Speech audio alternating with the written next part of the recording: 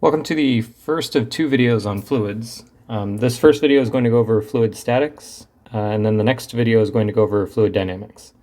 Both of these topics are in chapter 14 of OpenStax University Physics Volume 1. So you'll see 14.1 to 14.4 is fluid statics. That goes up to Archimedes Principle. And then starting with the continuity equation and Bernoulli's principle, that'll be 14.5, 14.6. That'll be in the next video.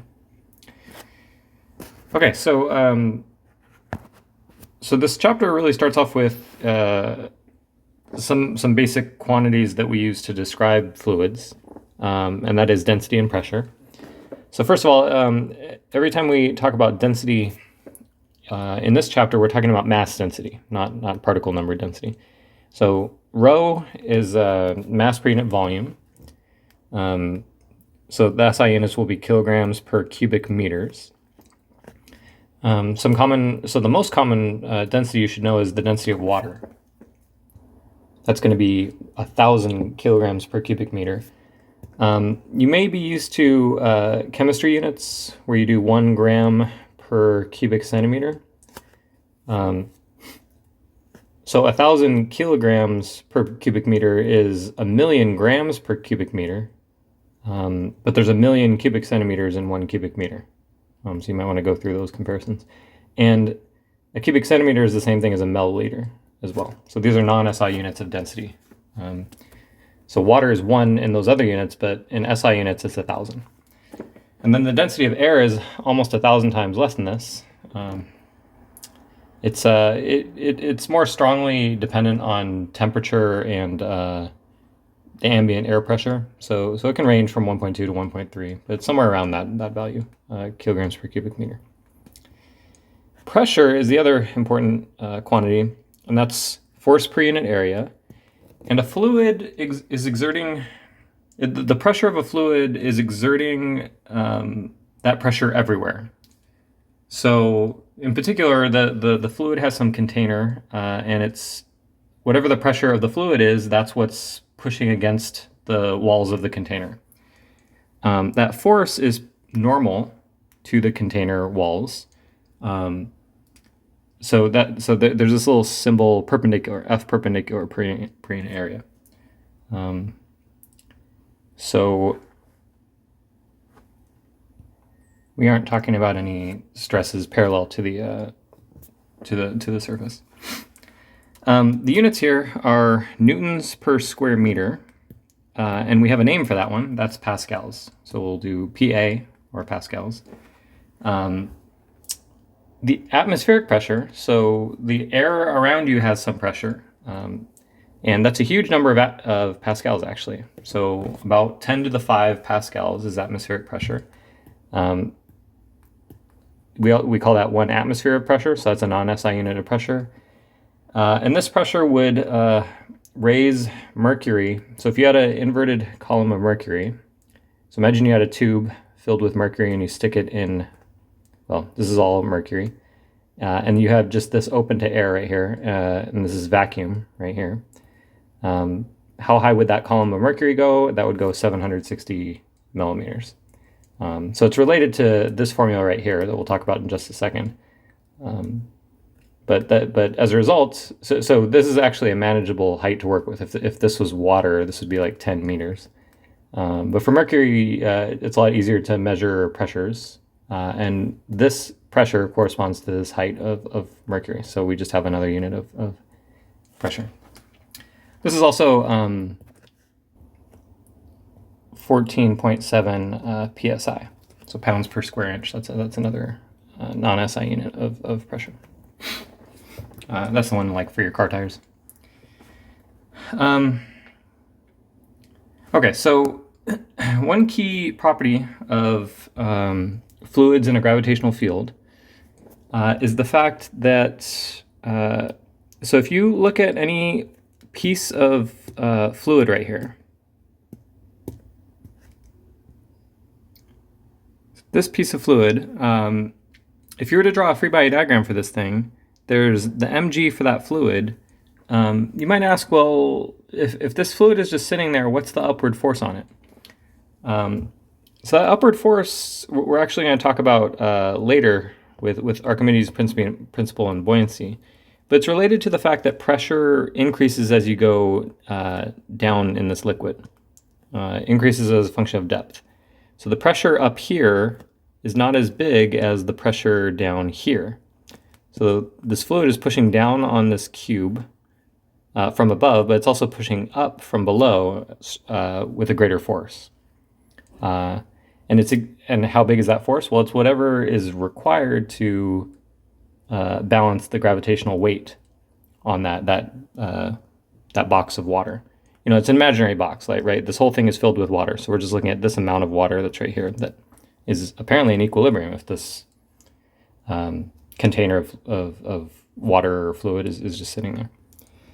So pressure increases with depth, and it has to increase in exactly this way in order for the fluid to be just sitting there in equilibrium. So this is called the equation for hydrostatic equilibrium.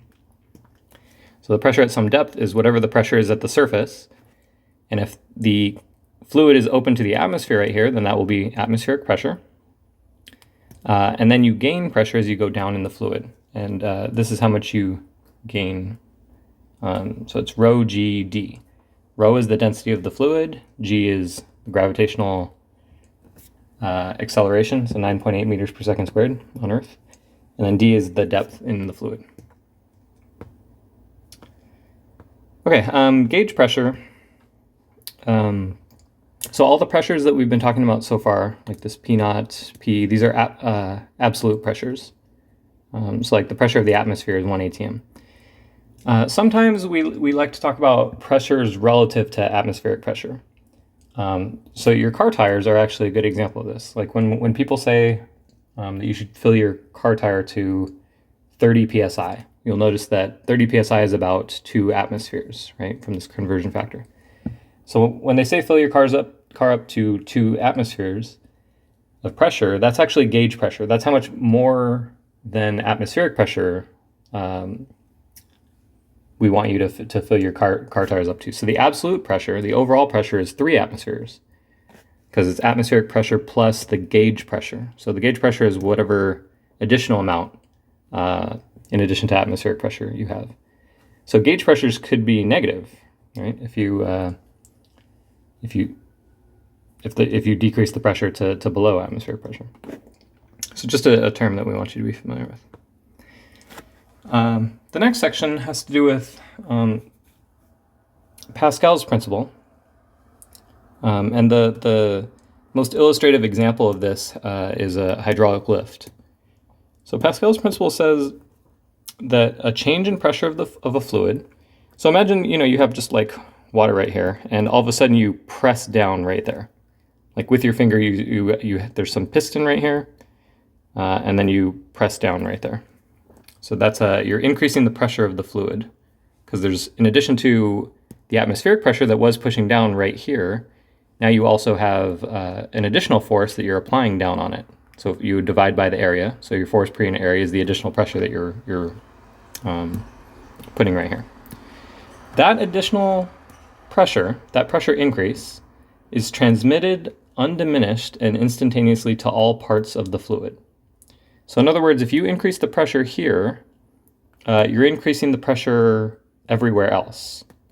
And in particular, like right here, so if you look at this much water, and you're increasing the pressure of the fluid right here, that water is going to feel a bigger force up than the atmospheric pressure pushing down from above, so the water is going to rise up a little bit.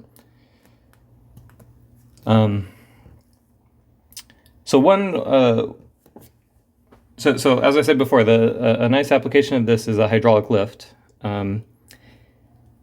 So you can actually use this fact to your advantage, the fact that the pressure increase is going to be the same. So if you push down with a relatively small force right here, and if this area is pretty small, the force per unit area could be a substantial amount, right? You keep decreasing this area, and the bigger the pressure is for a given force that you have. So in other words, keep this however much you can push down on the piston, and then keep shrinking this. Your force per unit area is going to get bigger and bigger. So that force per unit area is the pressure that you're exerting there, and that's going to be the pressure exerted here. So you can balance, you can start to like put a heavy car or something right here. So as long as that area is pretty big, you can actually balance something that has a pretty big weight, you know, a pretty big force right here. So this is the principle surrounding a hydraulic lift. You can lift up a car with a relatively little force. The caveat of that is like you have to push down a lot to get a little bit of increase of distance here. Like if you were to actually push down on the piston some distance, you have to push down a lot to get a little bit of increase in length right here. Because the area is so much bigger and the water's volume is pretty constant. It's hard to change the volume of water.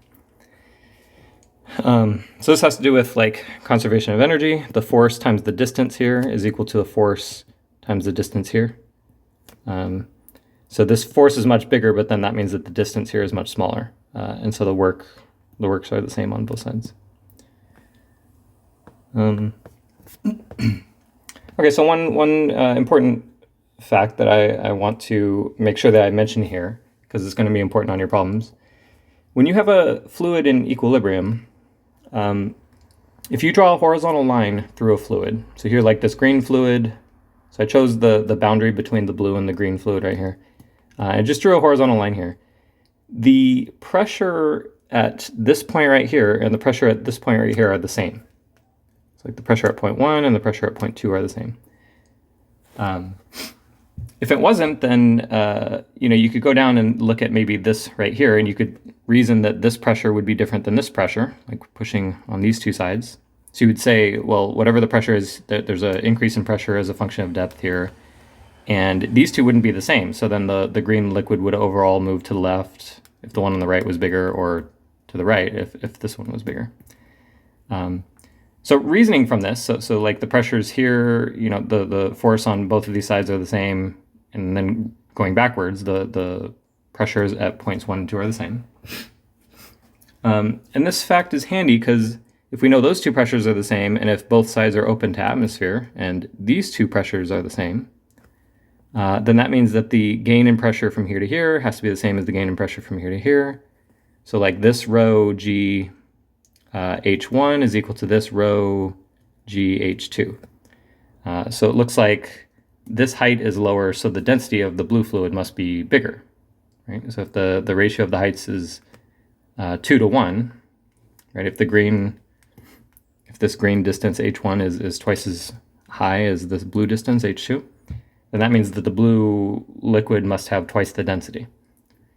So you use arguments like that a lot with this section on fluids. Okay, the last section we have for fluid statics is Archimedes Principle. The idea behind this is, so this is closely related to this right here. So the pressure increases with depth. Now, here I drew a blue box. So the water surrounding that box doesn't realize what's in here. So everything that we said before still applies. Like the pressure at point 1 is bigger than the pressure at point 2. And as a result, there's an overall upward force on this volume, the volume displaced by the blue box. There's an overall upward force that's equal in magnitude to the weight of fluid that would have been there, right? So if the box wasn't here, and this actually was just red fluid, then the buoyant force is exactly the same amount as mg, where m is the mass of fluid that would be in there. Now maybe this box has a density bigger than the surrounding fluid, and it would sink. Maybe it has a density less than the surrounding fluid, and it would start to feel an overall upward force. Like the buoyant force would be bigger than the weight of the box. But the actual upward force, which we call the buoyant force, and this is Archimedes' principle, it's equal to the weight of the displaced fluid. So what that means is that the the volume that the object takes up in the fluid, if that volume were replaced with the surrounding fluid, how much would that weigh? So force is mg, and mass is density times volume. So it's the density of whatever that fluid is, the surrounding fluid, times the volume displaced. So maybe that's the volume of the object, maybe it's not. It depends whether the object is actually fully submerged or not. So the picture I drew has the object fully submerged, right? It's not just floating right here on the surface of the water. If it was floating, then it would just be this volume underneath here, just below the water line that would count. So either it's the whole volume of the object or just the fraction or just the part of the volume that's underneath the water line. That's volume displaced times rho fluid. So what that is the mass of the fluid that would have been in that volume. Right? Not the volume of the object, or not the mass of the object, but the mass of fluid that would have been there. And then times g. So that turns a mass into a weight. Right? So we'll be using this formula a lot to study objects underwater and in fluids. I think that's about it. So yeah, a lot of problem solving techniques as well, but that'll be as part of your homework.